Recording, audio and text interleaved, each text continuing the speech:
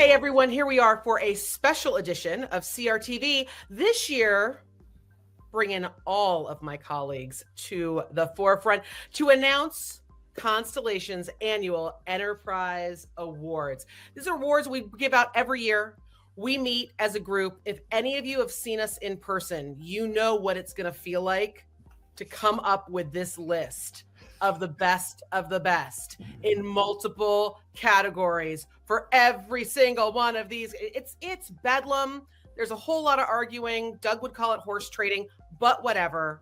We've come up with the list of folks that we really see and organizations that we see really rising to the top. This year was really tough because there were a lot of contenders. So let's get right to it. Drum roll, please, everyone in.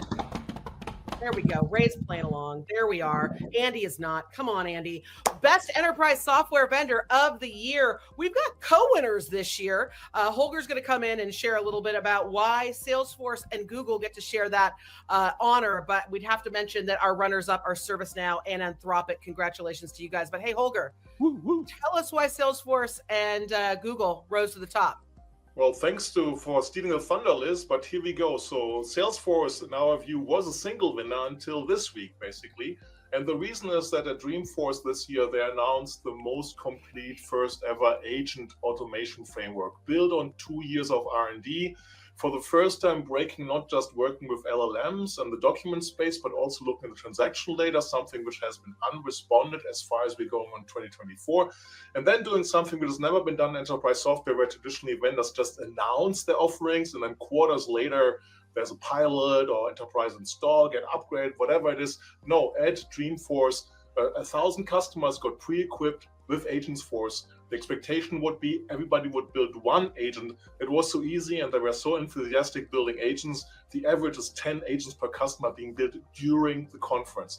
That is unheard of. So congratulations to Salesforce.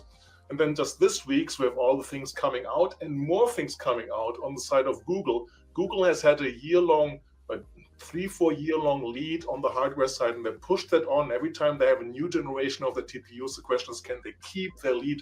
And they definitely kept their lead on Trillium. And they put Trillium to get to use by shipping the most multimodal model, which Google started in spring at Google Cloud Next, with Gemini 2.0. And the unique thing is that it's multimodal on the learning front. So pictures, voice, text have all been processed on these Trillium machines for that. And what is really happening, we all talk about agentic, we're in the agentic area. Google is pushing into the autonomous area. Close and near to my heart is the ability to analyze bugs, have Google Gemini build the code in both supported JavaScript and Python, and then deliver and deploy potentially that code with the help of the standard code repository in GitHub. So very impressive from that side. Google doesn't stop there. There's more use of that around Project Astra, running out of time here, Project Mariner, which all use Gemini 2.0, which are all very encouraging broad coverage of what might be the start of the autonomous AI future. Great. Thanks, Holger, for those announcements. Now, best CEO, always a hotly argued section, at least for all of us. Like, we tend to get into this one. And listen, we had two amazing runners up. We had Matt Garman from AWS and Barak Elam from NICE. But coming out on top, Holger, I wouldn't want to steal your thunder again. Who won? No, you won't. And if I could, I give you a clue. I would change my wardrobe to a leather jacket. We're talking about Mr. Leather Jacket on stage, Jensen Huang from NVIDIA, who has been to, I think, 30-something enterprise events as a partner. He's always an interesting speaker. He's always humble. But first and foremost, and this is why he deserves the reward, is he managed to grow NVIDIA at unforeseen space from a 1 billion total revenue company 9 years ago to a triple billion company revenue. And that means tremendous scale. And speaking the people person here at Constellation, that means he has a very, very good executive team which can scale by himself scaling to this.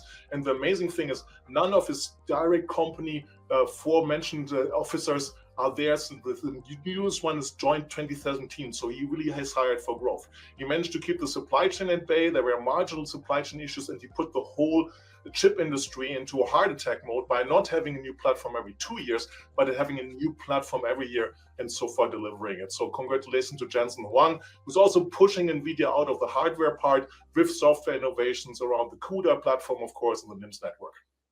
All righty. Well, that brings us to the best enterprise services vendor.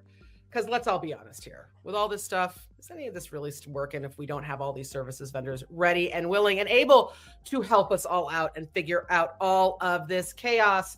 We had Persistent Systems as the runner-up, but Ray, who ended up on top? Well, it was definitely Accenture, and the services market has massively brutal right now. They're operating at 3 to 5% margins. Most of the OpEx has been taken away by the SaaS vendors and the hyperscalers. They've pretty much sucked up all the budgets, and so in order to play, they've had to figure out how to drive down their cost structures, and they've basically been doing that. And one of the things Accenture did really well about 2 years ago was get in front of the AI conversation. Last year, they probably did more POCs with clients, walking them through how to use AI than anyone else. And that took them to about $1 billion in AI revenue from $100 million from just last year. The loss of global CTO Paul Doherty to a well-deserved retirement will definitely be felt by clients. But more importantly, what's actually happening is this shift to AI is real. And in fact, they're actually changing that landscape, and how they're using AI has been very, very beneficial to clients who have been able to cut costs and, more importantly, do more projects in front. So Accenture is definitely the leader there, but despite this crazy market, they're still not doing promotions in the cycle, which tells you exactly how bad the services market is, but they are the one on top, at least for this year. All right, expect to see a lot more change as we announce these next December. So hold on to your horse, hold on to your hats, everyone. Listen, while services was certainly in chaos and it was a little hard to pick who was going to come out on top there, it was not that difficult to see who was going to come out on top of the enterprise software startup category. Really, one jumped right up the top, even though we had a super strong runner-up with Kong. Hey, Shirag, who's the winner of this category? So, as we all know, the enterprise software is not complete without startups. Startups are a key piece of enterprise software ecosystem. And there are hundreds and thousands of startups, and there are thousands of cybersecurity startups, as it happens to be one of the fastest growing sector in enterprise software in general. So the winner is Wiz. And folks who have not known Wiz as a startup has a ARR of $500 million this year. And they're aiming for $1 billion by the time this fiscal year is done. And on top of that, they rejected an acquisition offer from Google for $23 billion. Yes, $23 billion, because they believe they have a strong conviction for what they do, and they believe that they can be a much bigger company than what Google thinks what they can do with them. And they are in the cloud security space. They are making a huge impact. They are working with all the innovative logos, innovative companies out there. And they're pursuing their own path towards an IPO. And this decision and the reason to pick Wiz, it reflects their confidence in their long-term potential and their own strategy on how they're actually going to get there. They're also using the money that they had recently raised for recent acquisitions, such as they bought Gem Security, is one of the other startups, so that they are expanding their portfolio organically as well as inorganically. So while they're a startup and they get the Best Enterprise Software Startup Award, they are actually acting as a grown-up enterprise software company, or in some cases, better than an enterprise software grown-up company. Best AI launch. Hey guys, did anyone launch any AI this year? It kind of feels like everyone's forgotten about it. Did anyone? No. Andy's saying no, and that's bad when your AI guy says nothing's happening in AI. But Fake who AI. are we kidding? It was a year of AI, and I think that's what made this actual category really, really hard for us to come up with a winner, because clearly, as Holger mentioned earlier, you have Salesforce coming out with Agentforce. You have all of the LLM providers really coming out with pretty much, like, it felt like a new iteration every month, if not every quarter, for reals, which is why we have Salesforce, Agentforce, and pretty much all the major LLM providers as significant runners up to this category. But the winner for us was someone that was far more usable, that intentionally put it into the hands of users, and that is Adobe.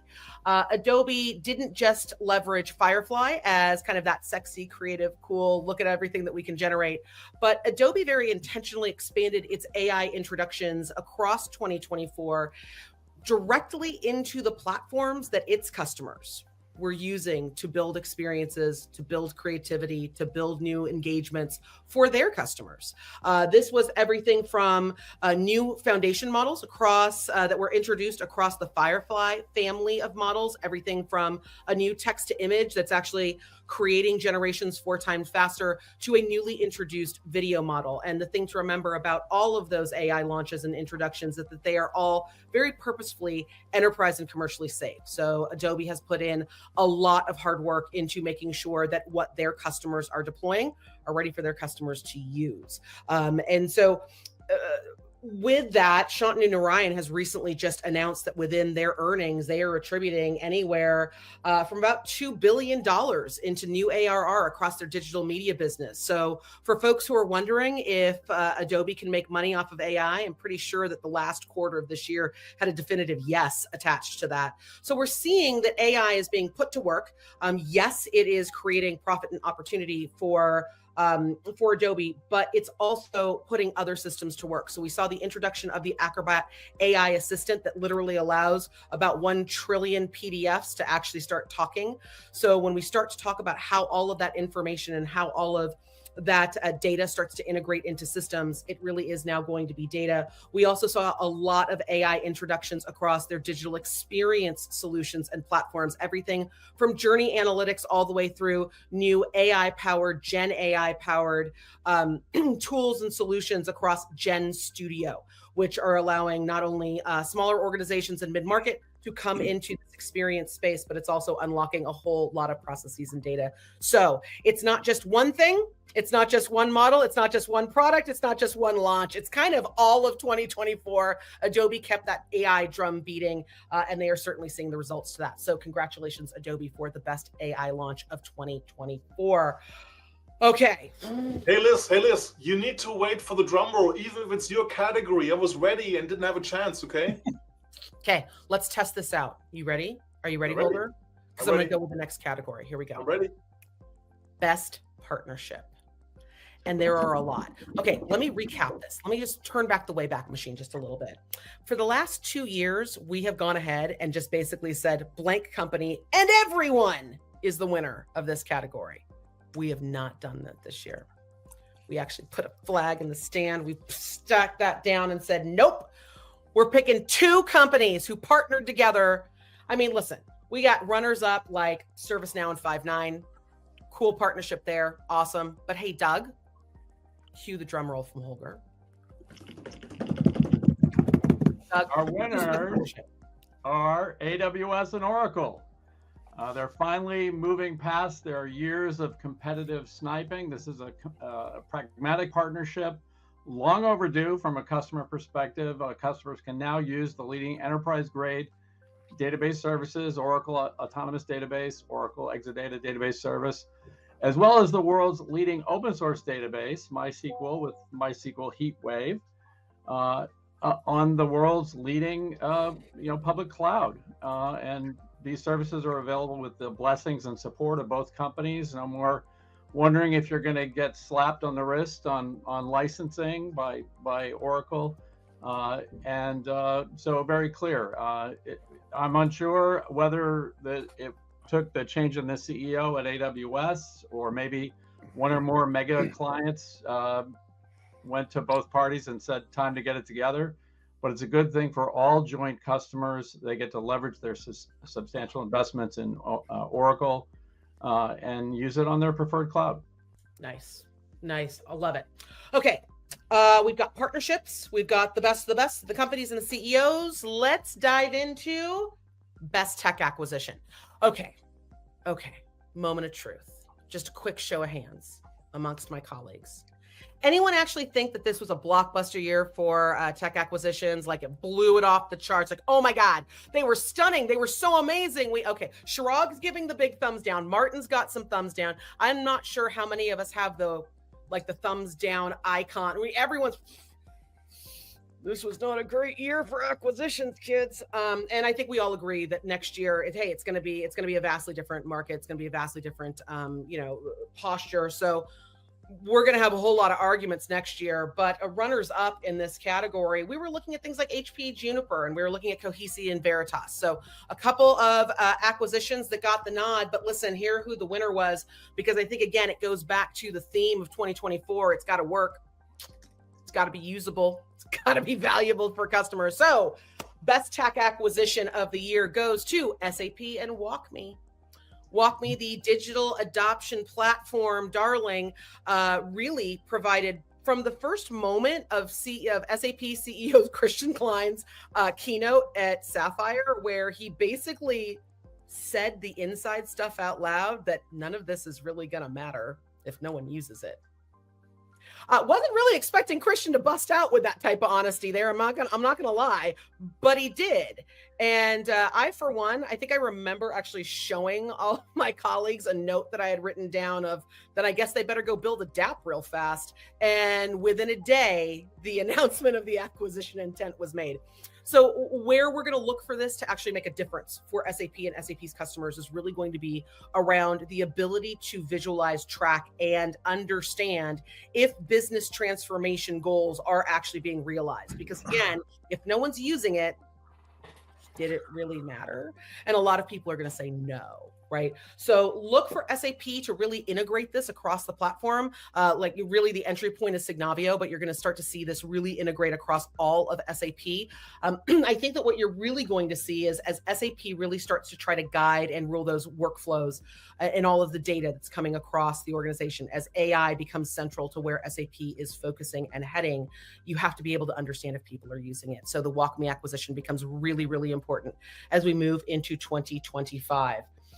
Liz, there's the best. Second strike on Drumroll missed on your customers. You're okay. We're gonna. Hey everyone. So if you pay attention to that upper corner, Holger's gonna be on the count of all the drum rolls Liz missed, but we're gonna have another one that's coming up here. When there is a best tech acquisition, there's always a worst. And there are a lot. Okay, I'm gonna. Here's an inside Constellation baseball secret I'm gonna share.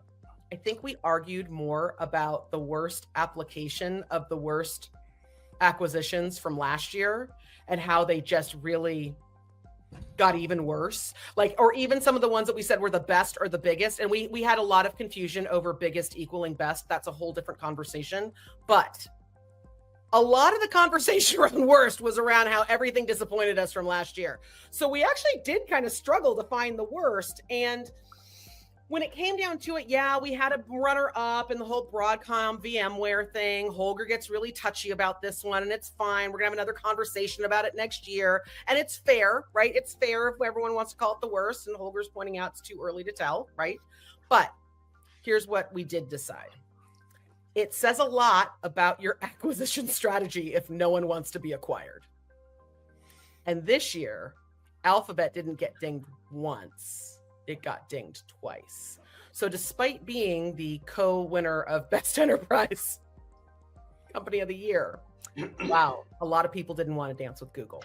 The first acquisition we saw was HubSpot. The second acquisition that fell through was Wiz.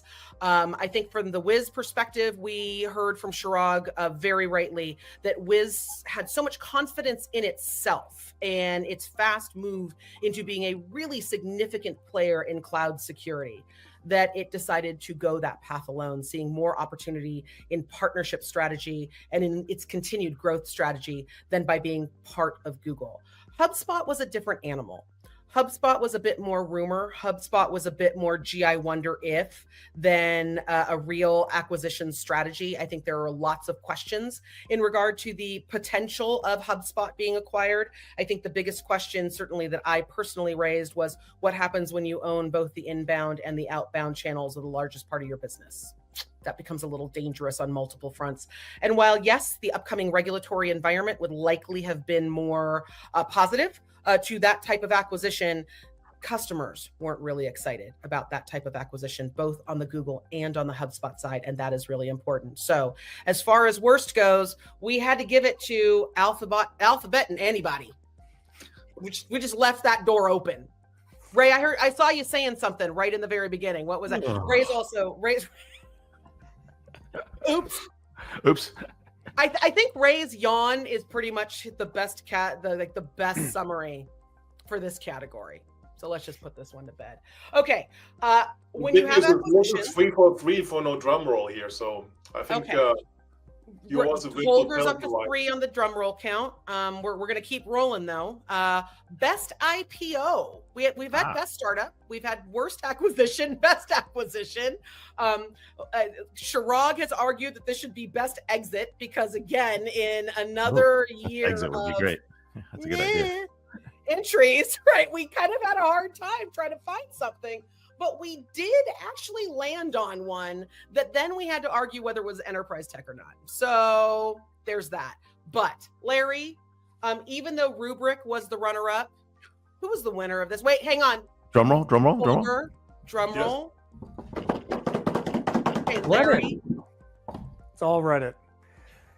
When this thing went public early in 2024, it was all basically, we were in Gen AI phase. It was nothing but AI was going to dominate humans. And then Reddit goes public and they did a deal here and there where they were training models and then growth took off. Part of this was because Twitter/X is doing what they're doing.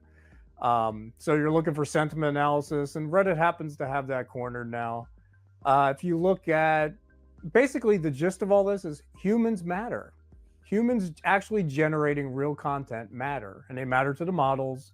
OpenAI, Google, Reddit has all those partnerships. And it also matters in terms of search. So when I'm looking for products, I find myself going to Reddit to see what real people think.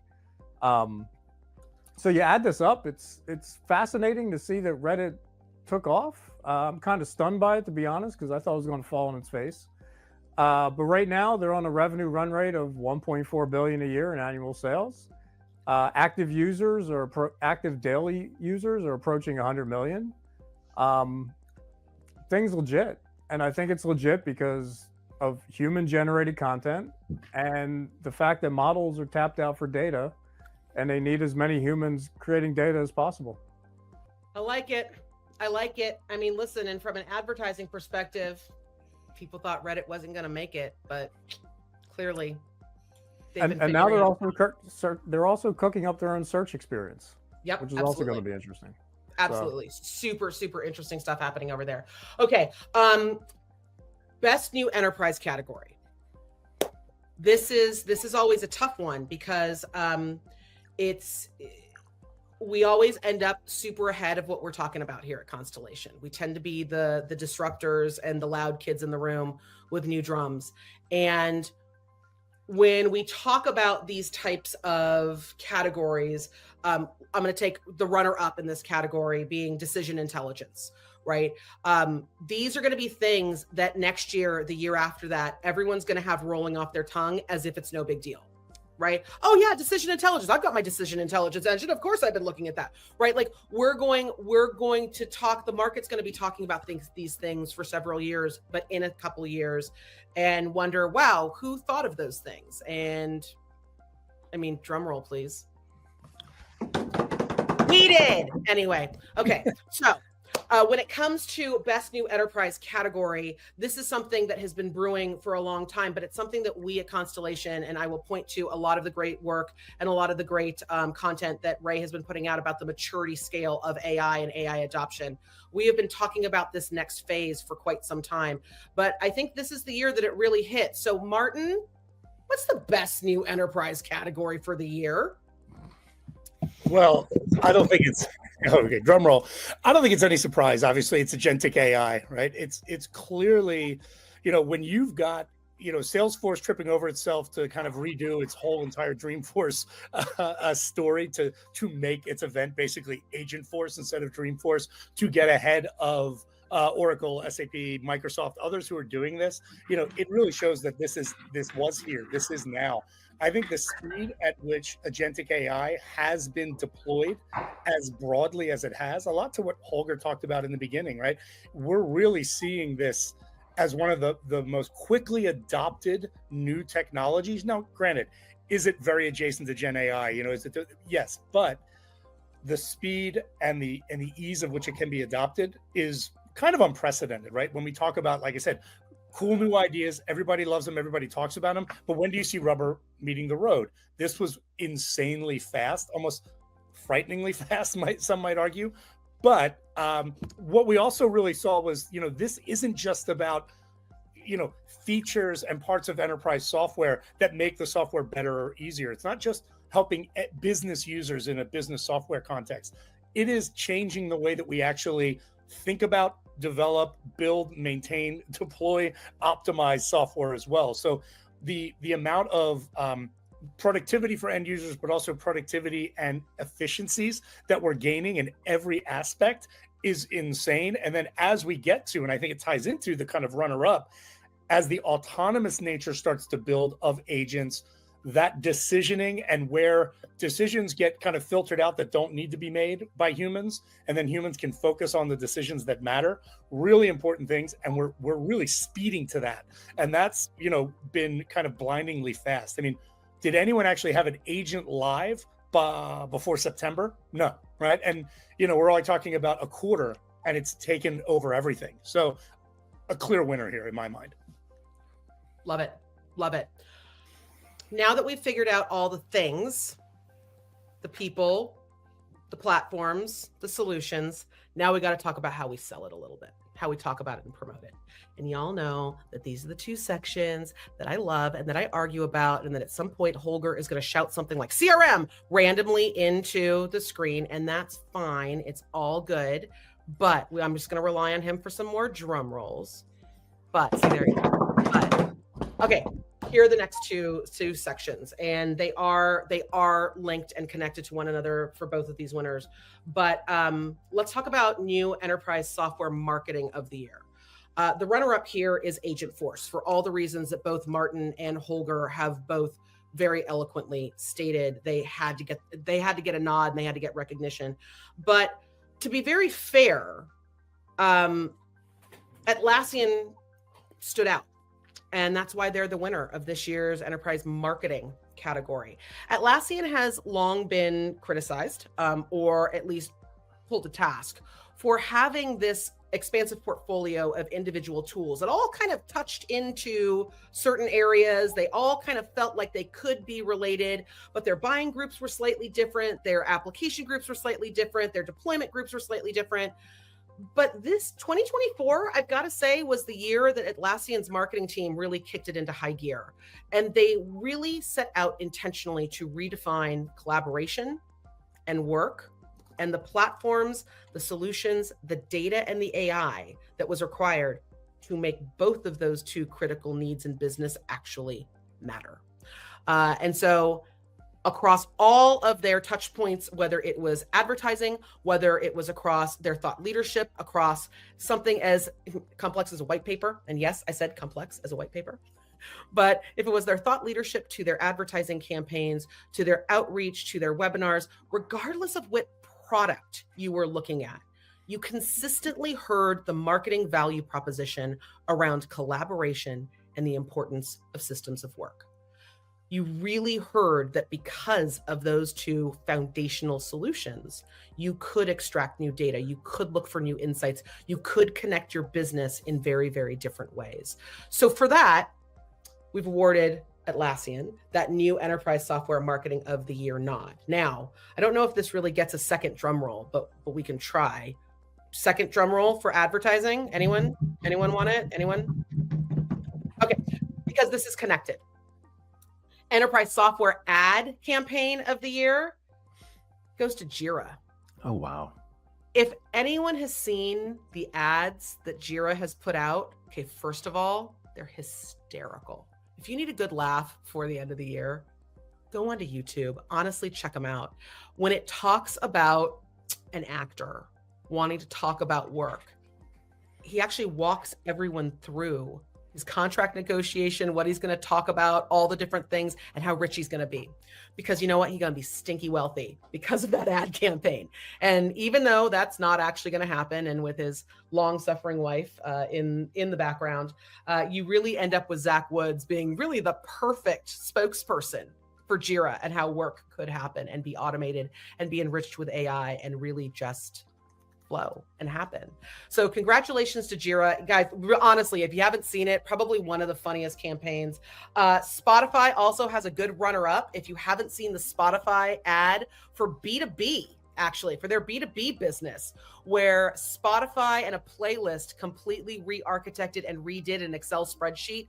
It is something to behold, especially if you are an Excel spreadsheet nerd. Anyone?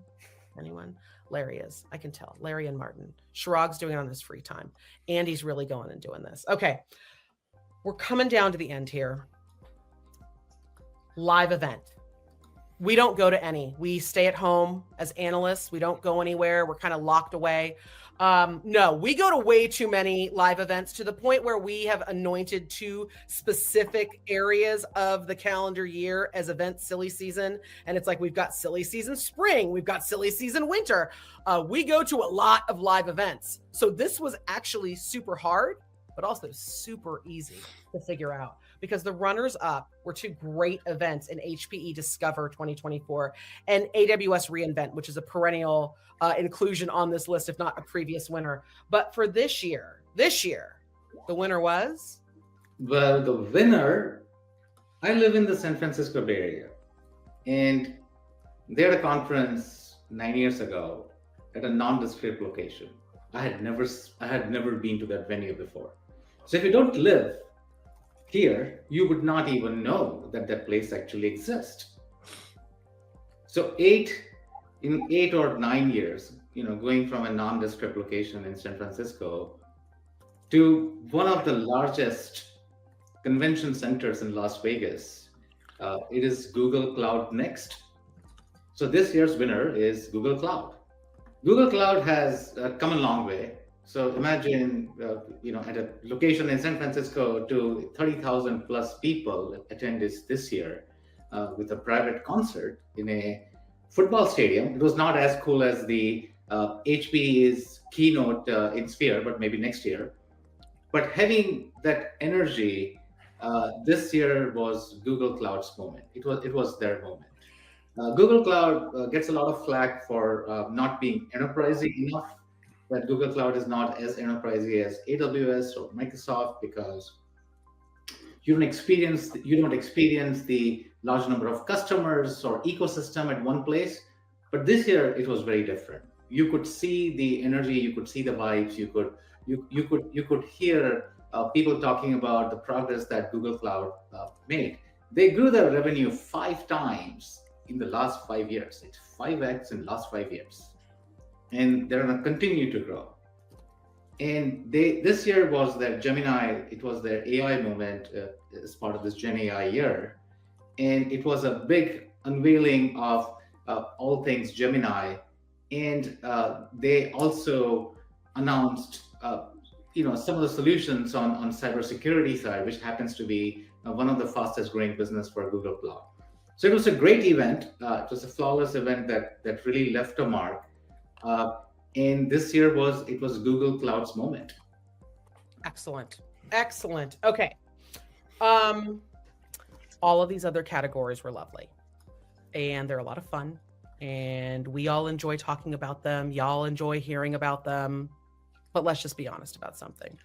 This last category, it's really the only one everyone cares about. Like, universally, over the past 5 years, since I've been at Constellation, it's like we put all this work in and we're like, oh my God, who's the best CEO? Like, we toil over. If you guys could hear how much we argue over all of this stuff, because everyone, like all of these runners up, all of these winners, you guys have done amazing, amazing jobs. Folks who aren't on the list, like, these are really, really hard to decide. None of it. Like, when we release this, you want to know what y'all are going to talk about and post on the socials and talk about on the Reddits and stuff like that? This next category. And it hurts. I'm not going to lie. It's like you guys ignore everything else and all of our other hard work. Biggest tech flop of the year. And there are usually a bunch, like it's like the belly flop splash heard round the technology world. Like this year, there were a bunch of rollouts, and the Department of Education's new financial aid system did not go well. It was a flop across multiple sections of technology. But even with that giant flop, that like we'd still have students coming on and attesting, or parents actually, who were worrying about financial aid. We would still have people testifying that it should be the biggest flop. We have an even bigger one. We have a bigger one, and people are going to be shocked by this. I think maybe not that Holger says it's a flop, but by everyone else. Hey, Doug, Holger's ready for his drum roll. Doug, biggest flop of the year, buddy. Apple Vision Pro. Boo. Boo. Yeah. We're talking a late arrival to an already failed metaverse market. Yes, a very sophisticated device, but overweight at more than a pound, overpriced at $3,500, short battery life of only about 2 hours, paltry selection of augmented and mixed reality content. Rumor has it Apple is ending production of this because they can't sell the 500,000 to 600,000 devices that they've already produced. Look, the simple truth is metaverse will never gain mainstream adoption because most people don't want to cut themselves off from reality and other people. And they don't want to look like a dork with a device on their head. But if you must join the metaverse, try Meta's MetaQuest 3S headset for just $299. Whoa, that was an endorsement even here. Oh, Ray's like, no, it's awesome. I don't look like a dork. No. It's an iFlop. What are you seeing the slopes this year being reutilized? I do have an Apple phone, but he does have an Apple phone. This is not an Apple thing. This is a repeat performance, though, for Apple. In 2017, they were the very latest arrival to the smart speaker market with the overpriced HomePod, and Siri is still the dumbest smart assistant in the market. Oh, Doug's ending this whole show on fire. It is just, I love it. I love it. The historic milestone is though, right? This is the biggest launch failure Apple has done. They had lots of failures before. This is in the Newton dimension back in the 90s for the historians of enterprise technology. Right? No. I have one of those. I think you're all missing the point. The wild comeback in 2025. Listen to it here now. I think you're all missing the point. But Yep. I'll say it So this your way. prediction for AVP in 2025, Ray, putting you on the spot here. They started the process of getting everyone into the metaverse, building an ecosystem for metaverse on the back end. While these sales haven't taken off, you've got to start somewhere. And this is their way of starting somewhere. It's kind of like Apple Maps really sucked when they first came out. They're actually really good now. So it's going to take them a little bit to get this right because all the price performance things aren't there, right? And if you were priced this less than $3,500, you're basically wiping away the revenue for a keyboard, a monitor, and a device. And really that's a replacement product ultimately for what we're seeing in the Mac. What they haven't built is a new revenue stream. And that's really the big question is what will they build next? That's going to be just as big as an iPhone or just as big as something else. That new category isn't there. It could have been the car. It could have been something else, but I believe what you're going to see, it's going to come in from the healthcare side. So that's all. Nice. All right. Okay. Got a little prediction to end our show here. I like it from Ray. We got a little fire from Doug, which is always fun to see. I mean, you always got to be around when fiery Doug arrives on the Zoom. Thanks, everybody. Have a very happy holidays to all of you out there. Have a great end of year. We are going to have a huge 2025. It's going to be wild. It's going to be crazy. It in and of itself is going to be disruptive. And all of us here at Constellation are going to be there for the wild ride with you. So thanks from all of us. We'll catch you next time.